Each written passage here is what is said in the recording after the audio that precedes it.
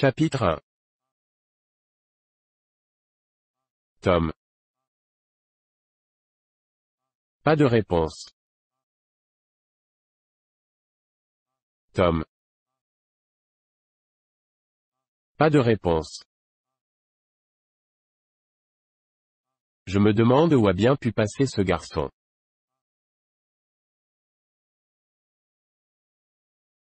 Allons, Tom, viens ici. Pas de réponse. La vieille dame abaissa ses lunettes sur son nez et lança un coup d'œil tout autour de la pièce, puis elle les remonta sur son front et regarda de nouveau.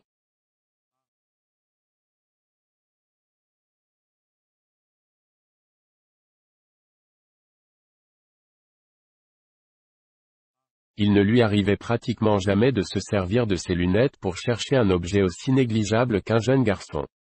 D'ailleurs, elle ne portait ces lunettes-là que pour la parade et les verres en étaient si peu efficaces que 2 ronds de fourneau les eussent avantageusement remplacés, mais elle en était très fière.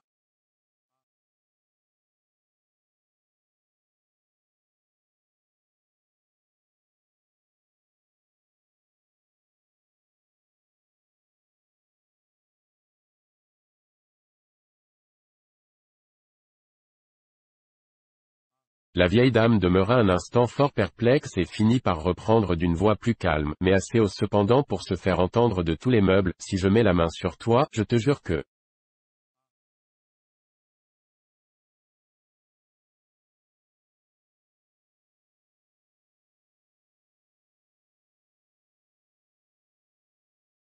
Elle en resta là, car, courbée en deux, elle administrait maintenant de furieux coups de balai sous le lit et avait besoin de tout son souffle.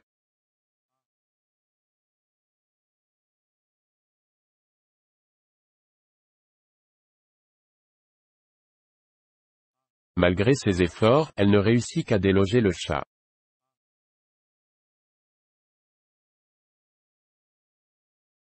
Je n'ai jamais vu un garnement pareil. La porte était ouverte. La vieille dame alla se poster sur le seuil et se mit à inspecter les rangs de tomates et les mauvaises herbes qui constituaient tout le jardin.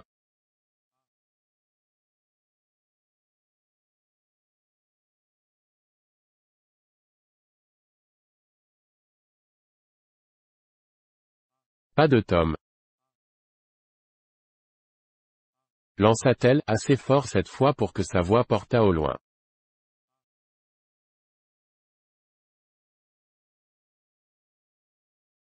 Et Tom. Elle entendit un léger bruit derrière elle et se retourna juste à temps pour attraper par le revers de sa veste un jeune garçon qu'elle arrêta net dans sa fuite.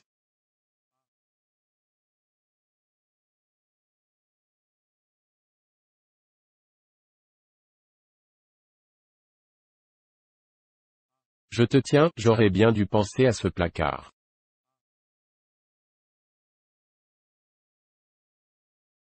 Que faisais-tu là-dedans? Rien.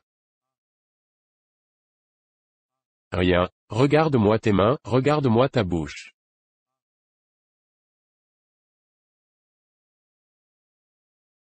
Que signifie tout ce barbouillage?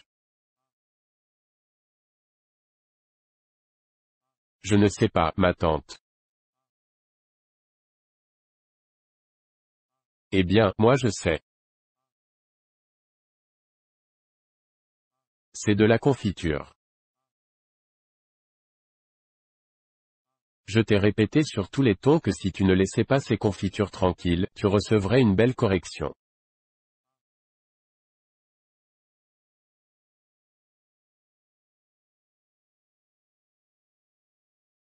Donne-moi cette badine. La badine tournoya dans l'air. Mon Dieu, attention derrière toi, ma tante.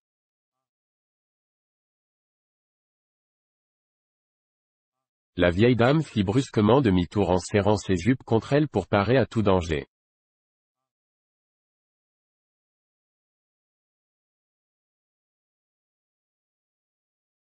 Le gaillard, en profitant, décampa, escalada la clôture en planche du jardin et disparut par le chemin.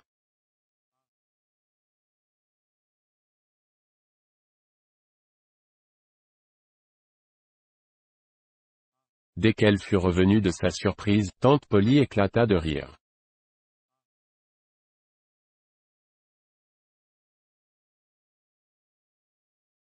Maudit garçon, je me laisserai donc toujours prendre, j'aurais pourtant dû me méfier.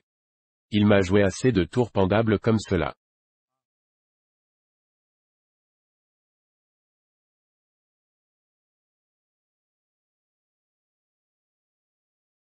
Mais plus on vieillit, plus on devient bête.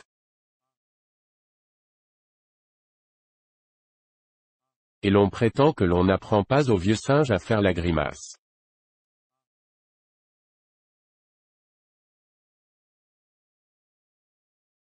Seulement, voilà le malheur, il ne recommence pas 2 fois le même tour et avec lui on ne sait jamais ce qui va arriver.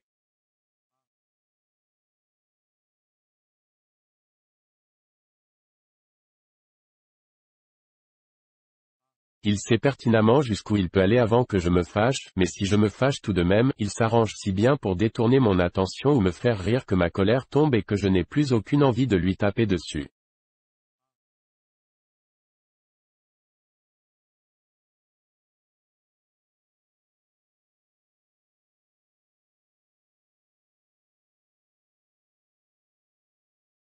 Je manque à tous mes devoirs avec ce garçon-là.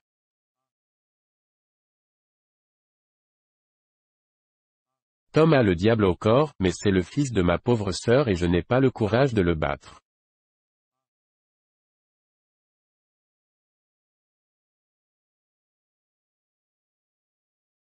Chaque fois que je lui pardonne, ma conscience m'adresse d'amers reproches et chaque fois que je lève la main sur lui, mon vieux cœur saigne.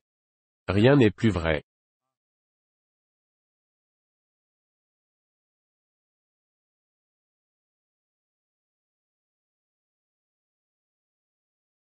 Il va de nouveau faire l'école buissonnière tantôt et je serai forcé de le faire travailler demain pour le punir.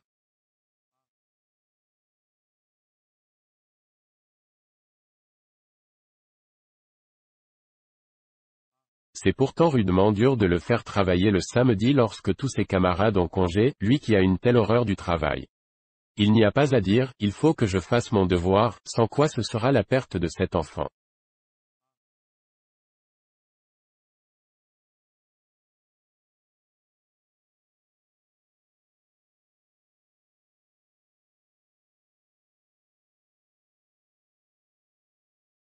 Tom fit l'école buissonnière et s'amusa beaucoup.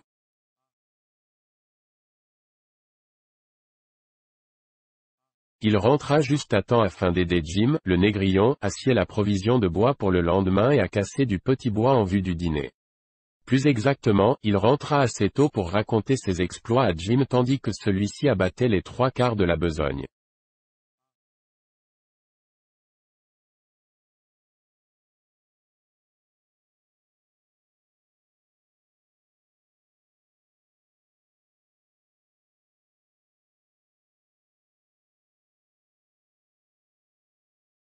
Sidney, le demi-frère de Tom, avait déjà, quant à lui, ramassé les copeaux. C'était un garçon calme qui n'avait point le goût des aventures.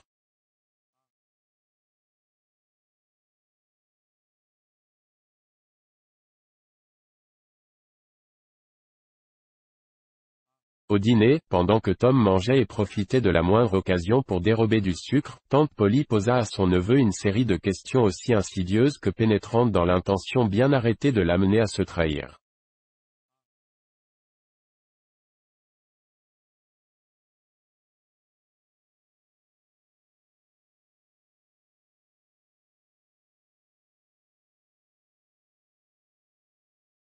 Pareille à tant d'autres âmes candides, elle croyait avoir le don de la diplomatie et considérait ses ruses les plus cousues de fil blanc comme des merveilles d'ingéniosité.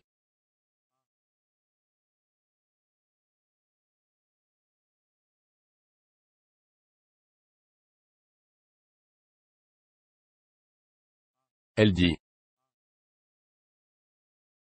Tom, il devait faire bien chaud à l'école aujourd'hui, n'est-ce pas?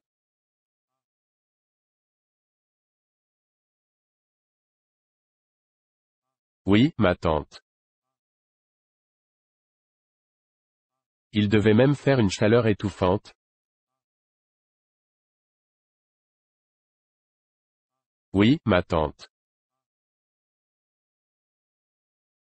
Tu n'as pas eu envie d'aller nager? Un peu inquiet, Tom commençait à ne plus se sentir très à son aise.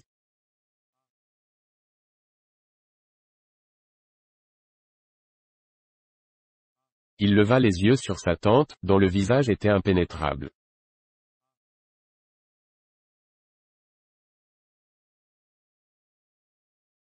Il répondit enfin. Non, pas tellement. La vieille dame allongea la main et tâta la chemise de Tom.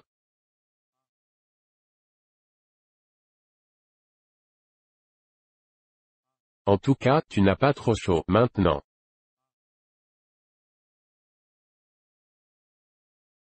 Et elle se flatta d'avoir découvert que la chemise était parfaitement sèche, sans que personne pût deviner où elle voulait en venir.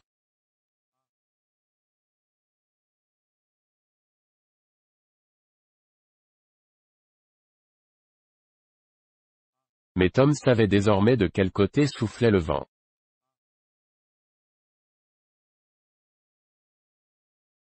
Et il se mit en mesure de résister à une nouvelle attaque en prenant l'offensive.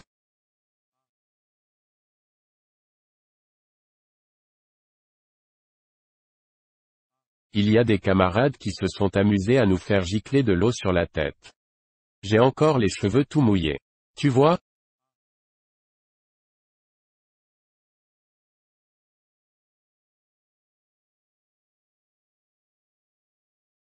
Tante Polly fut vexée de s'être laissé battre sur son propre terrain.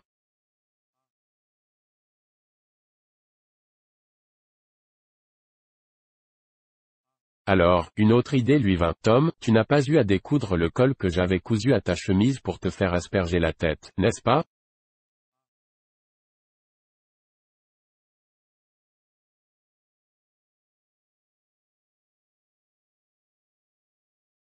Déboutonne ta veste.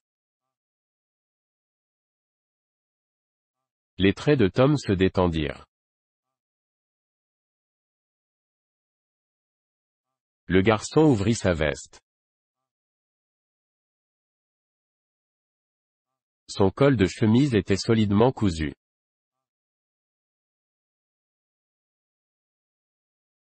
Allons, c'est bon. J'étais persuadé que tu avais fait l'école buissonnière et que tu t'étais baigné.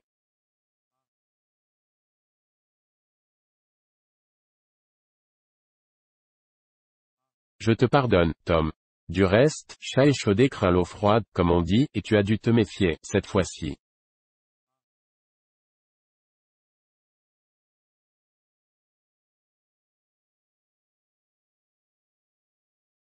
Tante Polly était à moitié fâchée que sa sagacité eût été prise en défaut et à moitié satisfaite que l'on se fût montré obéissant, pour une fois.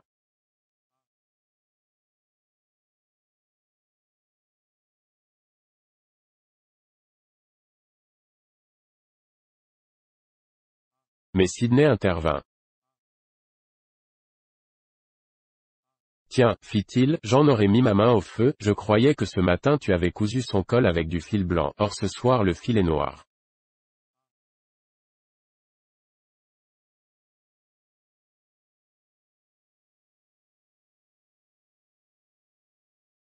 Mais c'est évident, je l'ai cousu avec du fil blanc, Tom.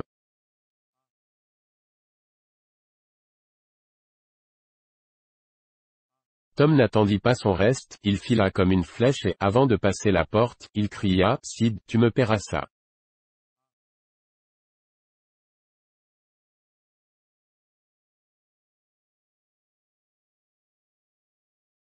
Une fois en lieu sûr, Tom examina deux longues aiguilles piquées dans le revers de sa veste et enfilées l'une avec du fil blanc, l'autre avec du fil noir.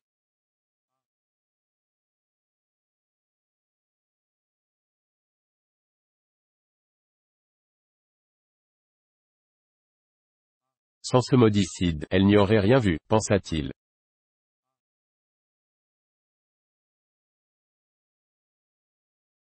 Tantôt elle se sert de fil blanc, tantôt de fil noir.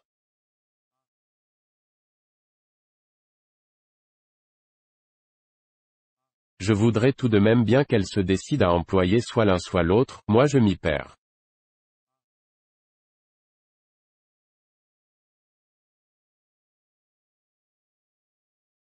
En attendant, Sid va recevoir une bonne raclée, ça lui apprendra.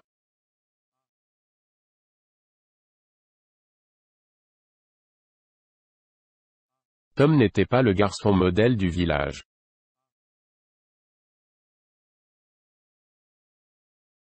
D'ailleurs il connaissait fort bien le garçon modèle et l'avait en horreur.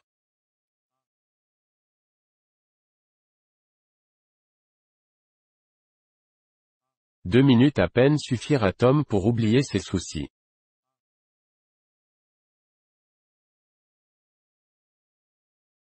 Non pas qu'ils fussent moins lourds à porter que ceux des autres hommes, mais ils pâlissaient devant de nouvelles préoccupations d'un intérêt puissant, tout comme les malheurs s'effacent de l'esprit sous l'influence de cette fièvre qu'engendre toujours une nouvelle forme d'activité.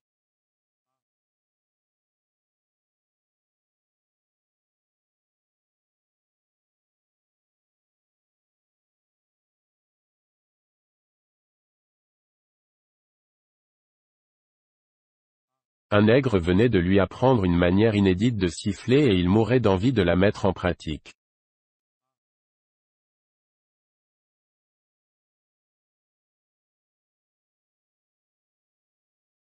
Cela consistait à imiter les trilles des oiseaux, à reproduire une sorte de gazouillement liquide en appliquant à intervalles rapprochés la langue contre le palais. Si jamais le lecteur a été un petit garçon, il se rappellera comment il faut s'y prendre.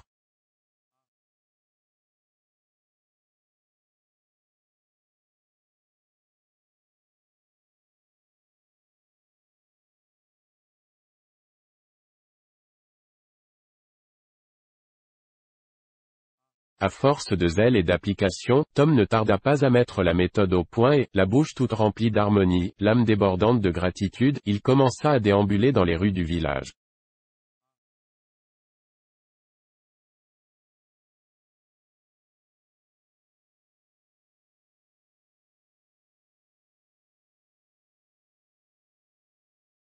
Il se sentait dans un état voisin de celui qu'éprouve un astronome ayant découvert une nouvelle planète et, sans aucun doute, d'ailleurs, sa jubilation était encore plus grande.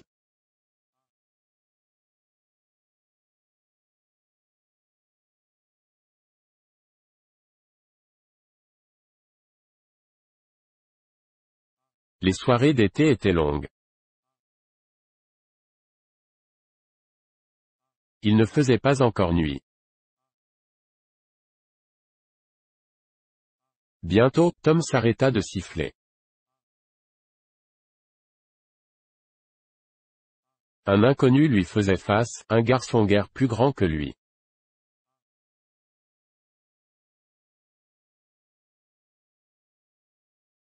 Dans le pauvre petit village de Saint-Pétersbourg, tout visage nouveau excitait une profonde curiosité.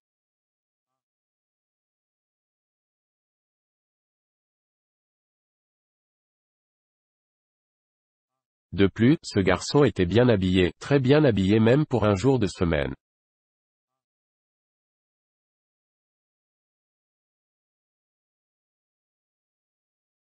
C'était tout bonnement ahurissant. Sa casquette était des plus élégantes et sa veste bleue, bien boutonnée, était aussi neuve que distinguée. Il en allait de même pour son pantalon.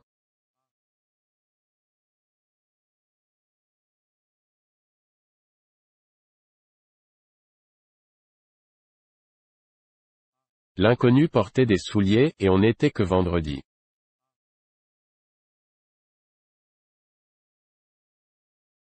Il portait aussi une cravate de teinte vive.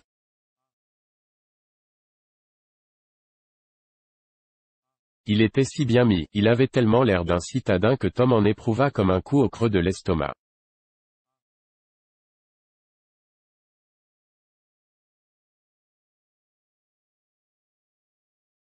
Plus Tom considérait cette merveille de l'art, plus il regardait de haut un pareil étalage de luxe, plus il avait conscience d'être lui-même habillé comme un chiffonnier.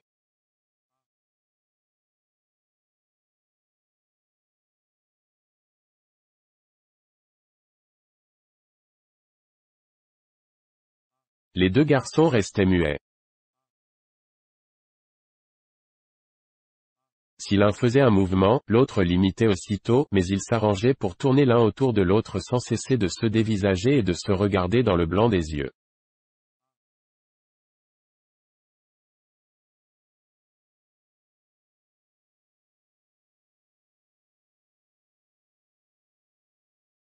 Enfin Tom prit la parole. J'ai bonne envie de te flanquer une volée. Essaie un peu. Ça ne serait pas difficile. Tu dis ça, mais tu n'en es pas capable. Pas capable. Non, tu n'oseras pas. Si. Non. Si. Non. Un moment de silence pénible. Puis Tom reprit. Comment t'appelles-tu? Ça ne te regarde pas. Si tu le prends sur ce ton, gare à toi.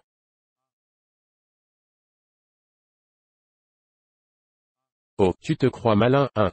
En voilà un chapeau.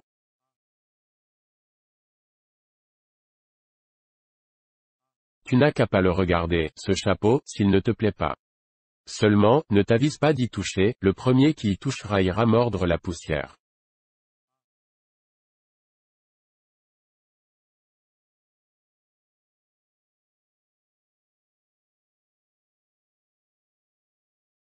Nouveau silence, nouveau regard furibond et nouveau manège des deux garçons.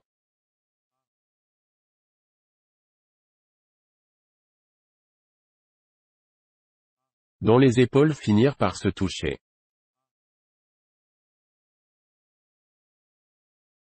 Tom déclara. Allez, file. Débarrasse donc le plancher toi-même. Non. Eh bien, moi non plus. Pied contre pied, les deux garçons arc-boutés cherchèrent chacun à faire reculer l'adversaire. L'œil allumé par la haine.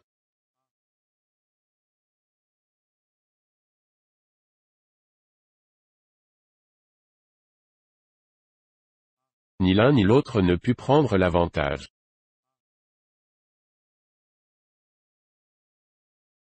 Après avoir lutté ainsi jusqu'à devenir cramoisis, ils relâchèrent leurs efforts tout en s'observant avec prudence. Tom dit.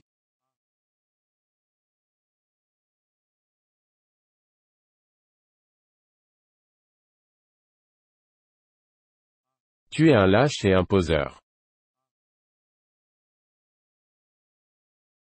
Je demanderai à mon grand frère de s'occuper de toi. Il t'écrasera d'une chiquenaude.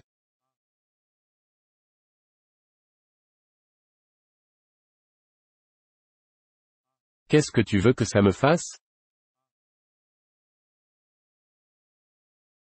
Mon frère est encore plus grand que le tien, tu verras, il ne sera pas long à l'envoyer valser par-dessus cette haie.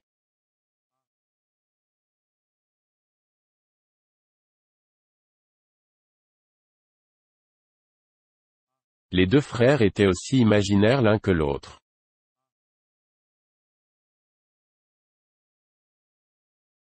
Tu mens. Pas tant que toi. Tom traça une ligne dans la poussière avec son orteil et dit.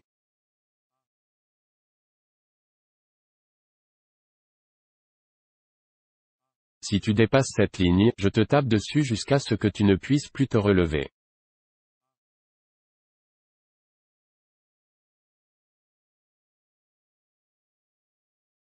L'inconnu franchit immédiatement la ligne et dit.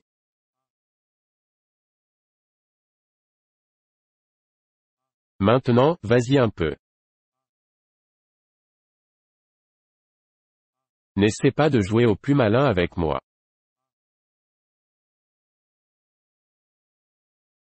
Mais qu'est-ce que tu attends? En voilà assez, pour 2 sous, je te casse la figure.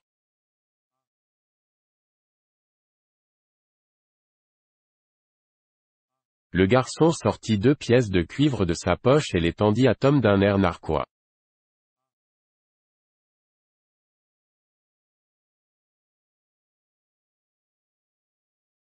Tom les jeta à terre.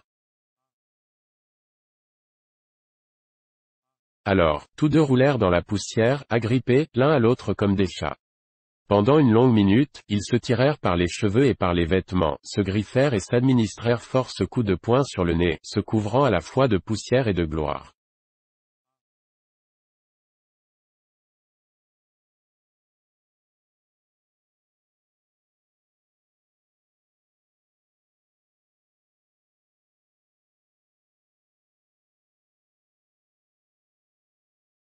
Bientôt, la masse confuse formée par les deux combattants émergea d'un nuage poudreux et Tom apparut à califourchon sur le jeune étranger dont il labourait énergiquement les côtes.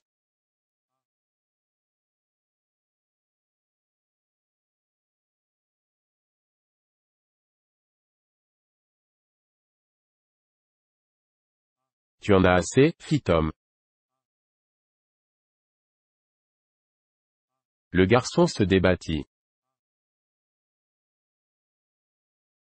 Il pleurait, mais surtout de rage.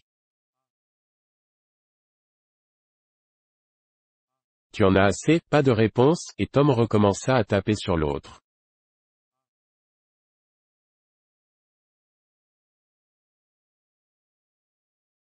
Enfin, l'étranger demanda grâce, Tom le laissa se relever. J'espère que ça te servira de leçon, fit-il. La prochaine fois, tâche de savoir à qui tu te frottes.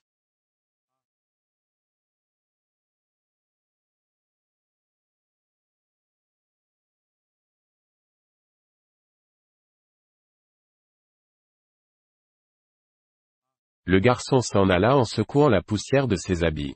Il haletait, reniflait, se détournait parfois en relevant le menton et criait à Tom ce qu'il lui réservait pour le jour où il le repincerait.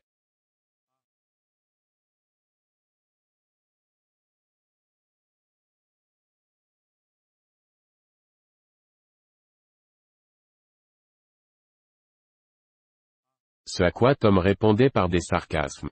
Fier comme Artaban, il rebroussa chemin.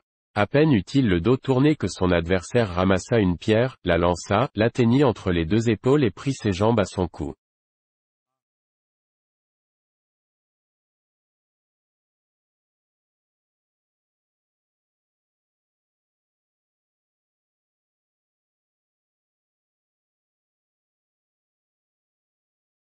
Tom se précipita à la suite du traître et le poursuivit jusqu'à sa demeure, apprenant ainsi où il habitait.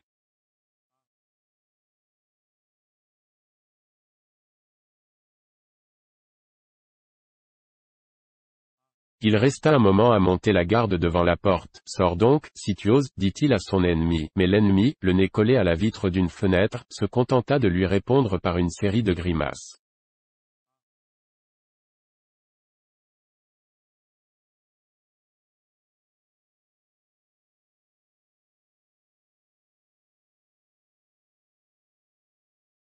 Jusqu'à ce que sa mère arrivât et traita Tom d'enfant méchant et mal élevé, non sans le prier de prendre le large.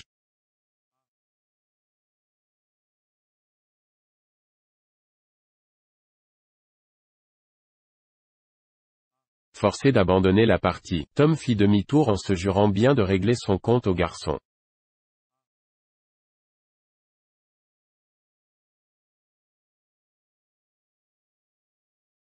Chapitre 2. Il rentra chez lui fort tard et, au moment où il se faufilait par la fenêtre, il tomba dans une embuscade. Sa tante l'attendait. Lorsqu'elle vit dans quel état se trouvaient ses vêtements, elle prit la décision irrévocable d'empêcher son neveu de sortir le lendemain, bien que ce fût jour de congé.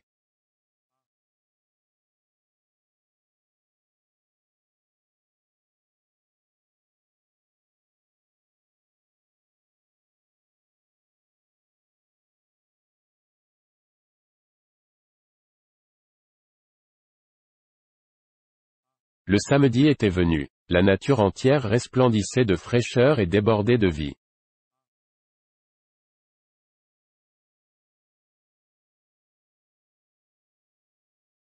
Les chœurs étaient en fête et toute la jeunesse avait envie de chanter.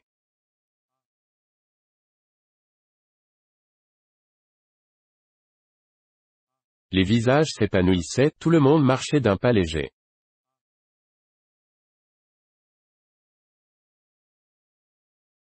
Les caroubiers en fleurs embaumaient l'air.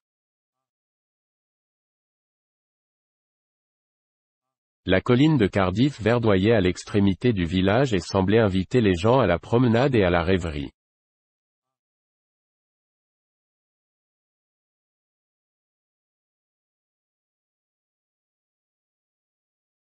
Tom sortit de la maison armé d'un baquet de lait de chaux et d'un long pinceau.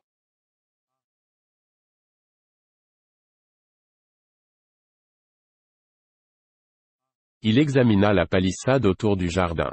Toute joie l'abandonna et son âme s'emplit de mélancolie.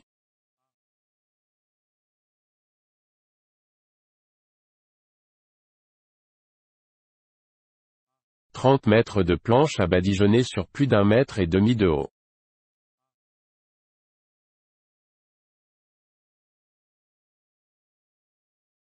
La vie n'était plus qu'un lourd fardeau. Il poussa un soupir, trempa son pinceau dans le baquet, barbouilla la planche la plus élevée, répéta 2 fois la même opération, compara l'insignifiant espace qu'il venait de blanchir à l'immense surface qu'il lui restait à couvrir, puis, découragé, il s'assit sur une souche.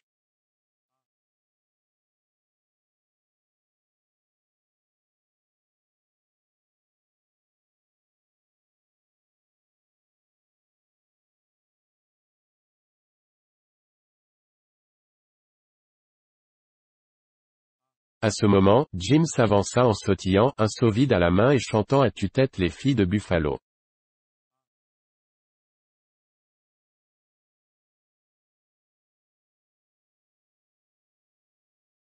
Jusque-là, Tom avait toujours considéré comme une odieuse corvée d'aller chercher de l'eau à la pompe du village, mais maintenant, il n'était plus de cet avis.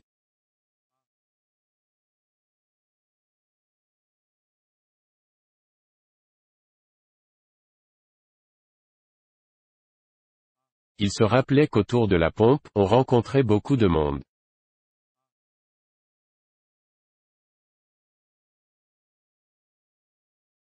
En attendant leur tour, les blancs, les mulâtres, les nègres, garçons et filles, flânaient, échangeaient des jouets, se querellaient, se battaient ou se faisaient des niches.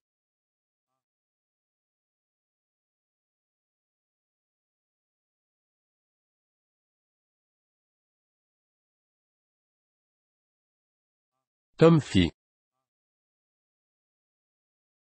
Et, Jim, je vais aller chercher de l'eau pour toi si tu veux donner un coup de pinceau à ma place.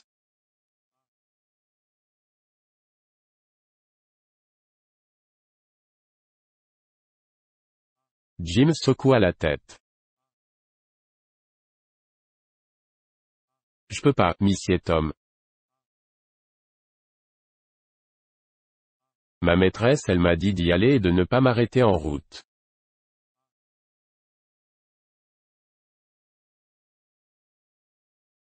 Elle m'a dit que Monsieur Tom il me demanderait de repeindre la clôture et qu'il fallait pas que je l'écoute. Elle a dit qu'elle surveillerait elle-même le travail.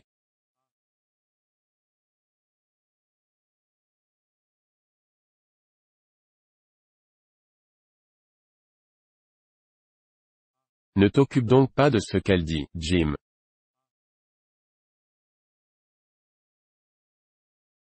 Tu sais bien qu'elle parle toujours comme ça.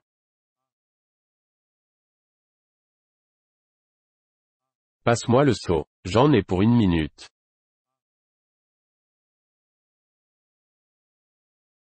Elle ne saura même pas que je suis sorti.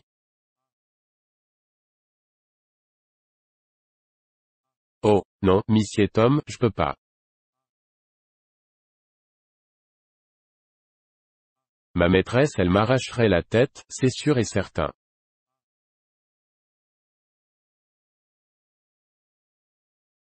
Elle ne donne jamais de correction à personne, à part un bon coup de dé à coudre sur la tête, ce n'est pas bien méchant, non?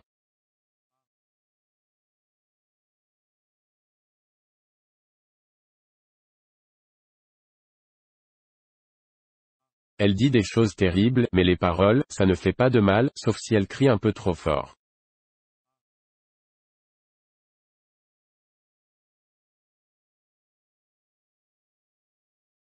Je vais te faire un cadeau magnifique. Je vais te donner une bille toute blanche. Jim commençait à se laisser fléchir.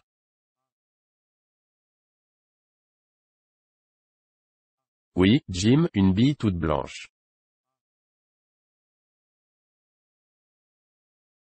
Ça, Monsieur Tom, c'est un beau cadeau.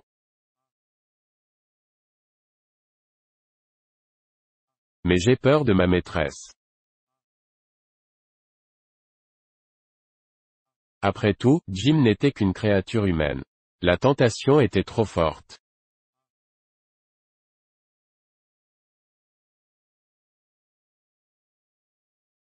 Il posa son seau à terre et prit la bille.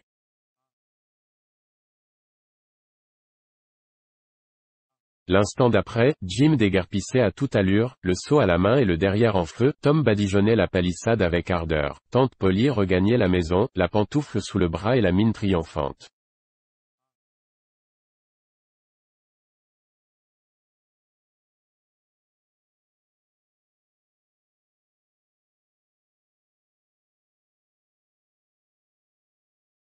L'énergie de Tom fut de courte durée. Il commença à songer aux distractions qu'il avait projetées pour ce jour-là et sa mauvaise humeur augmenta.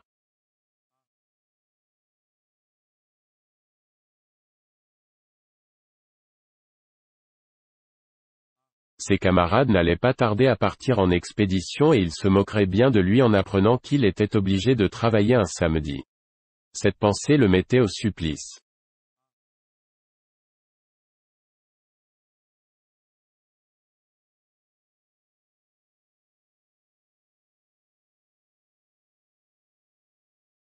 Il tira de ses poches tous les biens qu'il possédait en ce bas monde, des débris de jouets, des billes, toutes sortes d'objets hétéroclites.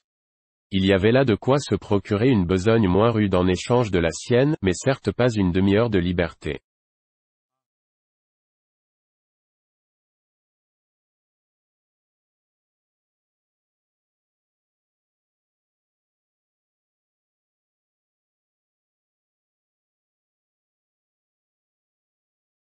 Il remit en poche ses maigres richesses et renonça à l'idée d'acheter ses camarades.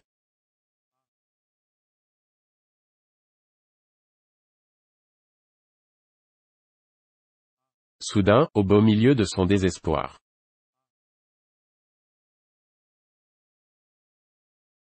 il eut un trait de génie.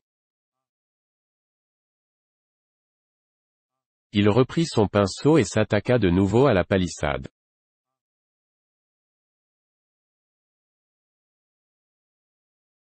Ben Rogers, celui dont il redoutait le plus les colibets, apparaissait à l'horizon.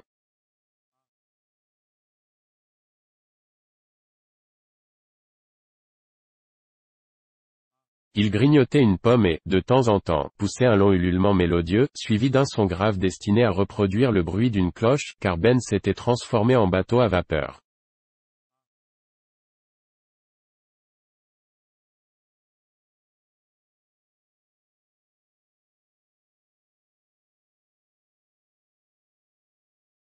Arrivé non loin de Tom, il réduisit la vitesse, changea de cap et décrivit un cercle majestueux comme il convenait à un navire calant 9 pieds.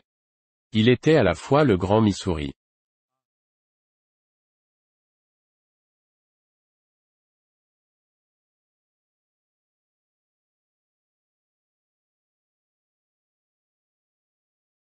Il était son capitaine, les machines et la cloche, et il s'imaginait debout sur sa propre passerelle, en train de donner des ordres et de les exécuter.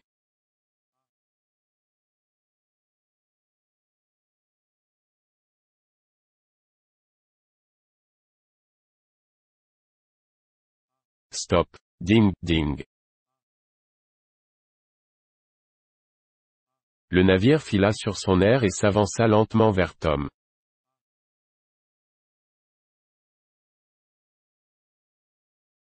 Machine arrière. ding, ding.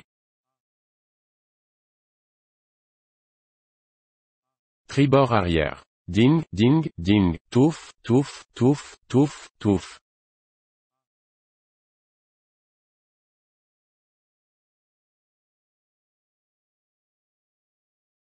Sa main droite se mit à décrire des cercles réguliers car elle représentait l'une des deux roues à aubes du bâtiment.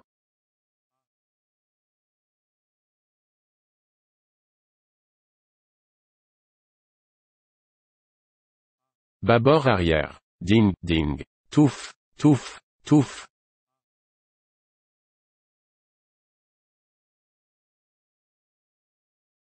La main gauche cette fois entra en mouvement.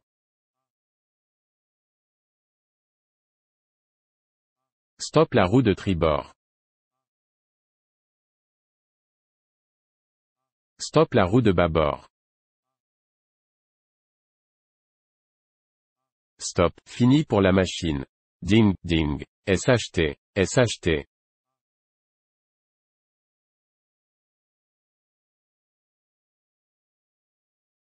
Tom continuait de badigeonner sa palissade sans prêter la moindre attention aux évolutions du navire.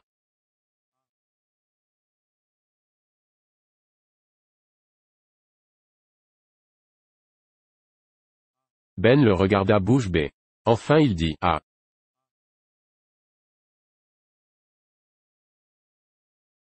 Tom examina en artiste l'effet produit par son dernier coup de pinceau.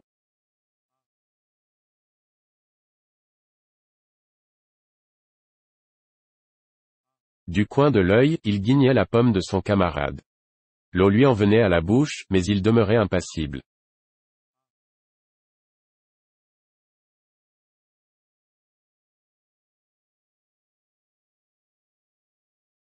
Ben reprit. « Eh, bonjour, mon vieux. Tu es en train de travailler ? »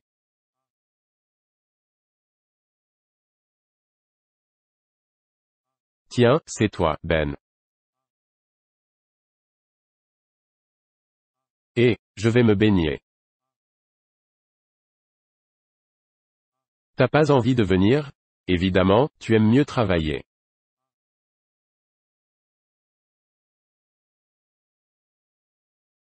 Tom regarda le garçon et dit. Que veux-tu dire par travailler ? Mais je parle de ce que tu fais en ce moment.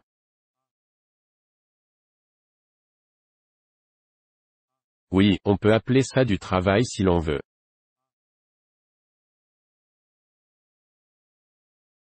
En tout cas, je sais que ce truc-là me va tout à fait.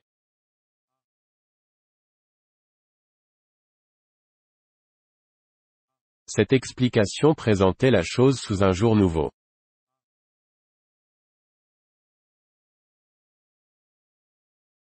Ben cessa de grignoter sa pomme.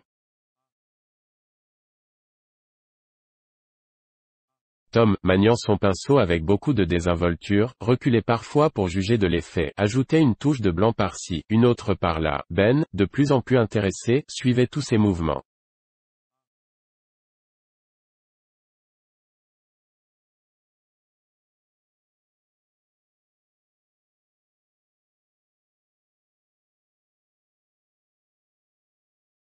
Bientôt Ben fit. Dis donc, laisse-moi badigeonner un peu.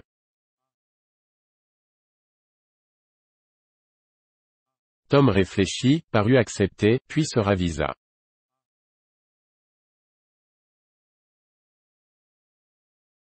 Non, non, Ben, tu ne ferais pas l'affaire.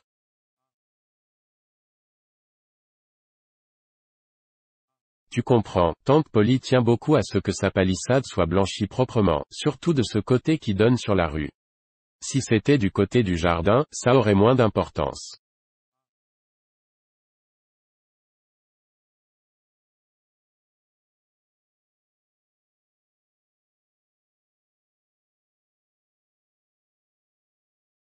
Il faut que ce soit fait très soigneusement. Je suis sûr qu'il n'y a pas un type sur 1000, ou même sur 2000, capable de mener à bien ce travail.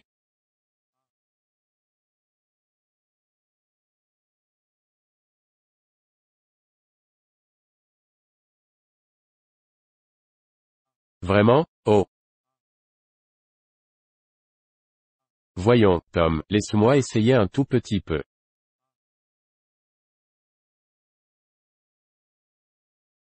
Si c'était moi qui badigeonnais, je ne te refuserais pas ça.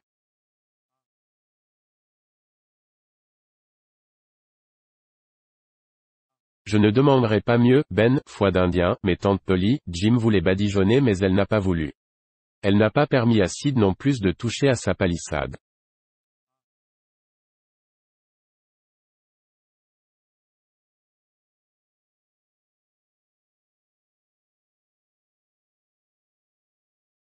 Maintenant, tu comprends dans quelle situation je me trouve?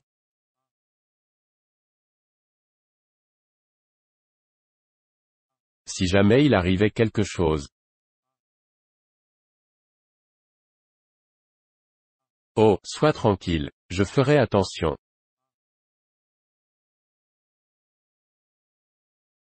Laisse-moi essayer. Dis, je vais te donner la moitié de ma pomme.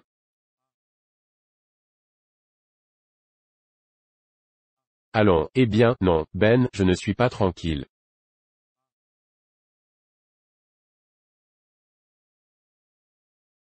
Je te donnerai toute ma pomme. Tom, la mine contrite mais le cœur ravi, céda son pinceau à Ben.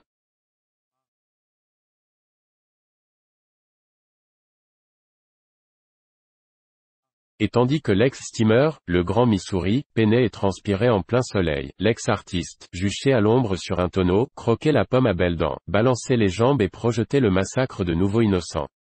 Les victimes ne manquaient point.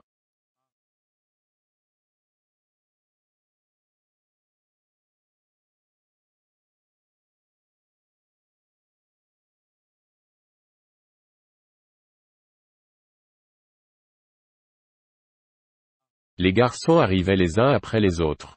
Venus pour se moquer de Tom, ils restaient pour badigeonner.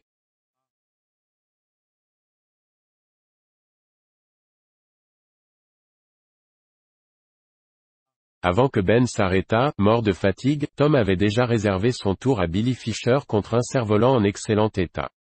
Lorsque Billy abandonna la partie, Johnny Miller obtint de le remplacer moyennant paiement d'un rat mort et d'un bout de ficelle pour le balancer. Il en alla ainsi pendant des heures et des heures.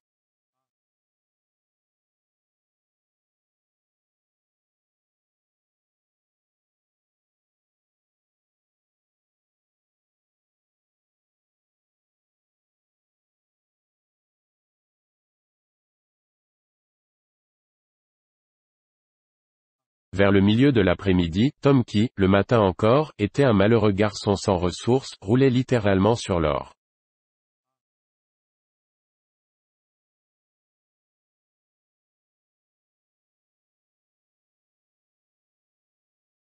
Outre les objets déjà mentionnés, il possédait 12 billes, un fragment de verre bleu, une bobine vide, une clé qui n'ouvrait rien du tout, un morceau de craie, un bouchon de carafe, un soldat de plomb, 2 têtards, 6 pétards, un chat-borgne, un bouton de porte en cuivre, un collier de chien, mais pas de chien, un manche de canif, 4 pelures d'orange et un vieux châssis de fenêtre tout démantibulé.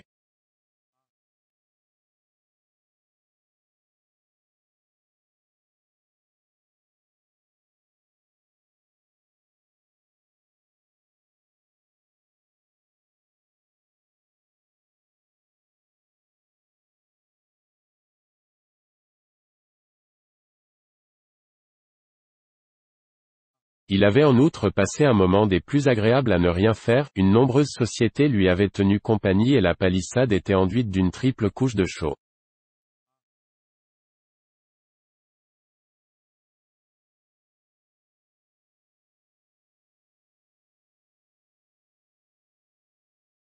Si Tom n'avait pas fini par manquer de lait de chaux, il aurait ruiné tous les garçons du village.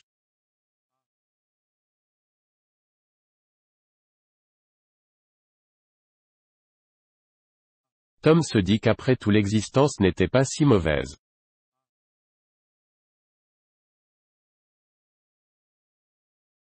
Il avait découvert à son insu l'une des grandes lois qui font agir les hommes, à savoir qu'il suffit de leur faire croire qu'une chose est difficile à obtenir pour allumer leur convoitise.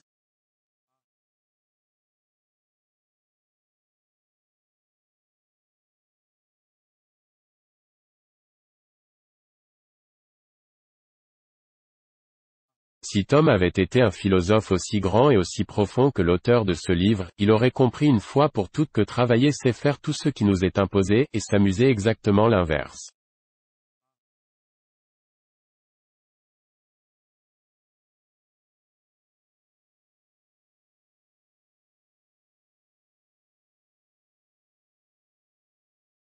Que vous fabriquiez des fleurs artificielles ou que vous soyez rivé à la chaîne, on dira que vous travaillez. Mais jouer aux quilles ou escalader le Mont Blanc, on dira que vous vous amusez.